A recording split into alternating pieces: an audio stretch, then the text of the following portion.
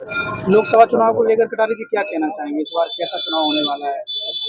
चुनाव एक तरफा हुआ। इस बार बरैया साहब जीत करके जाएंगे। जहां तक भिंड दतिया लोकसभा की बात की जाए, बीजेपी के झूठ का पुलिंदा खुल चुका है। पहले पिछला चुनाव इनने झूठ बोल के जीता, बोला माता बहनों को लाडली बहना योजना के तहत 3,000 रुपया देंगे। आप भी जानते हैं, मेरे मीडिया के भाई हैं आप, किसी भी महिला को 3,000 रुपया आज तक नहीं दिए गए, जबकि इनने झूठा वायदा किया। ऐसे पहले 15 लाख रुपए का वायदा किया कभी कोई। तो बीजेपी सिर्फ झूठ बोल करके जो सत्ता में आने का काम करती है। इस बार जनता परिवर्तन के मूड में है और निश्चित ही भिंड दतिया लोकसभा तो जीतेंगे, और भी मध्य प्रदेश में और भी हम लोग अच्छी लोकसभा तादाद में जीत करके आएंगे। जैसे कि देवासी जरारिया कांग्रेस में थे और उनको टिकट न मिलने के कारण नाराज होकर बीएसपी के प्रत्याशी बनकर आए। हाँ। तो क्या कांग्रेस को नुकसान हो सकता है इसमें? मुझे तो नहीं लगता। मुझे लगता है बीएसपी 5-10 हजार वोट के अंदर सीमित रहेगी अधिकतम। खूब कोई भी प्रचार कर ले, कितने भी बड़े स्टार प्रचारक आ जाए, वोट इस बार पूरा कांग्रेस के साथ आएगा। बीएसपी का वोट बैंक खत्म हो चुका। विधानसभा में भी बहुत कम ही, ना के बराबर ही मिला, आपने देखा भी होगा। तो कोई भी प्रत्याशी आ जाए, कुछ भी आ जाए, उससे कोई फर्क नहीं पड़ रहा। टक्कर तो सीधी भाजपा से ही है, बीएसपी की तो कोई टक्कर है भी नहीं, पहली चीज। और दूसरी चीज, आज की तारीख में जो माहौल है, चाहे किसी भी धर्म का व्यक्ति हो, किसी भी जाति का व्यक्ति हो, सब लोगों ने ठान लिया है। क्योंकि 5 साल बीजेपी के सांसद महोदया के सबने देखे और ऐसा लग रहा है सबको ठगा महसूस हो रहा है। इस बार सब लोग बरैया जी के साथ हैं और चुनाव जिता करके उनको भेजेंगे संसद में। जैसे कि यहाँ पर संजय राय भारतीय जनता पार्टी से रिपीट की गई प्रत्याशी हैं और भाजपा का नारा भी है अब की बार 400 पार के बारे में क्या कहते हैं? नारा तो कुछ भी दे दो, अब की बार जैसे 800 पार बोलने लगे, हम बोल देते हैं तो क्या हो जाएगी? क्या मोदी की पाकिस्तान बांग्लादेश को जोड़ेंगे तो भी नहीं होगी ना।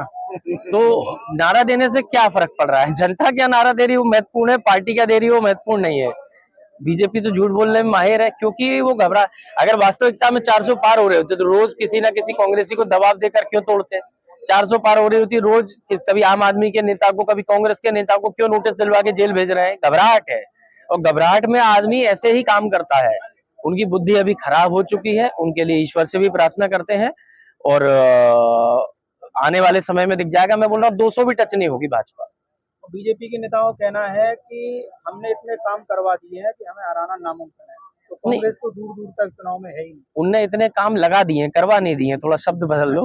उनने इतने काम जनता के लगा दिए हैं कि उनका आना नामुमकिन है। बीजेपी ने जनता को कहीं छोड़ा नहीं। ऐसा कोई सगा नहीं जिसको बीजेपी ने ठगा नहीं। सबको, चाहे किसान हो तो उनकी जमीनें हड़पने के लिए कानून बनाए उन्होंने। रोजगार के नाम पे आपको मालूम ही है, सिंगल कोई रोजगार दिया हो तो आप मुझे नाम बतला सकते हो कि हाँ इन लोगों को रोजगार मिला? सबको ठगा जा रहा है। बहनों को पैसा नहीं दिया, नौकरी नहीं मिली, कुछ भी नहीं मिल रहा है। तो ठगी का काम चल रहा है और जनता अब समझ चुकी है, बुद्धिजीवी है, उत्तर देगी वोट के माध्यम से।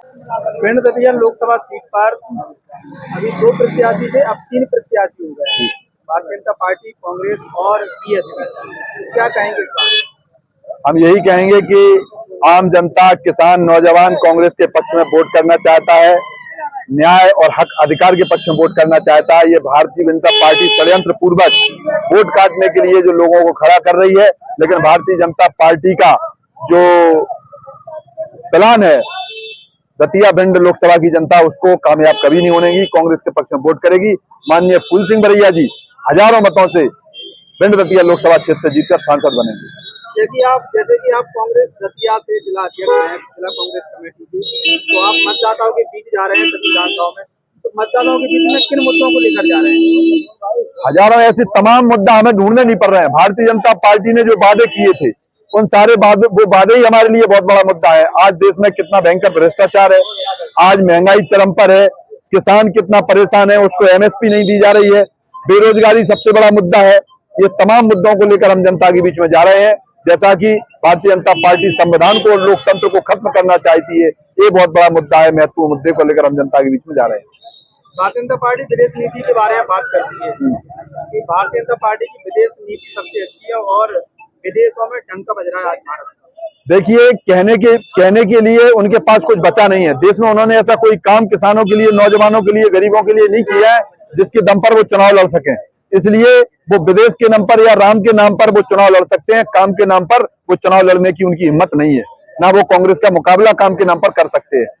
जैसे कि आप क्षेत्र में जा रहे हैं और आज आप इंदरगढ़ आपका आगमन हुआ है, तो इंदरगढ़ में आपको विकास के लिए कौन कौन से मुद्दे नजर आए? इंदरगढ़ का जो जाम लगता है, ये चीखती हुई जनता चिल्ला रही है। ये बहुत बड़ा मुद्दा है। 20 साल से मध्य प्रदेश में कांग्रेस की सरकार है, बीजेपी की सरकार है, और केंद्र में 10 साल से सरकार है, लेकिन इंदरगढ़ की जनता की कभी यहाँ के सांसद ने, यहाँ के विधायक जो वर्तमान में पहले भी विधायक रह चुके हैं, फिर भाजपा ने विधायक बनाया है, उनने भी कभी इंदरगढ़ की जनता की सुध नहीं ली है। यहाँ स्वास्थ्य की अव्यवस्था है, यहाँ पर सड़कों की दुर्दशा है, यहाँ पर किसान परेशान है, नौजवान परेशान है, यहाँ पर रोजगार का कोई साधन नहीं है। ऐसी तमाम चीजें हैं जो इंदरगढ़ के साथ भारतीय जनता पार्टी के जनप्रतिनिधियों ने अन्याय किया है। जैसे कि आप इन सभी मुद्दों की बात कर रहे हैं, अगर मान लीजिए कांग्रेस पार्टी के प्रत्याशी अगर जीतते हैं, हाँ, तो क्या इन मुद्दों पर काम किया जाएगा? बिल्कुल 100%। अगर कांग्रेस पार्टी के प्रत्याशी माननीय फूल सिंह बरैया जी सांसद बनते हैं, तो वो संसद में अपने क्षेत्र की लड़ाई लड़ेंगे और निश्चित ही विकास की गंगा भिंड दतिया लोकसभा क्षेत्र में बहाई जाएगी। इंदरगढ़ की भी सारी समस्याओं का समाधान होगा।